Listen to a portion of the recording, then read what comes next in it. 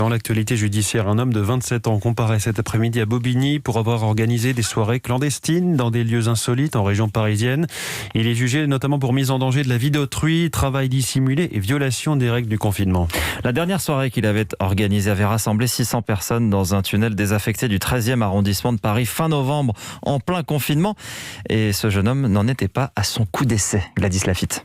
À la fin du mois de septembre, il avait déjà organisé une soirée dans un hangar à la Courneuve, en Seine-Saint-Denis, avec 1000 participants, alors qu'à l'époque, tout rassemblement de plus de 10 personnes était interdit. Mais aucun problème pour ce jeune graphiste de 27 ans. Il justifie son activité comme un acte de résistance. Il prône même la transgression des règles au nom de la bienveillance, dit-il. Une bienveillance plutôt lucrative, puisque derrière lui se cache une association fantôme, organisatrice de 22 soirées clandestines en 1 an et demi, pour un chiffre d'affaires de 150 000 €. Les enquêteurs ont découvert un système bien rodé avec prévente de billets opéré par une autre société dont le dirigeant est aussi renvoyé devant le tribunal, un fournisseur de matériel de sonorisation, des personnes chargées d'aménager ces lieux insolites et évidemment des serveurs et des DJ, tous ces collaborateurs étant non déclarés.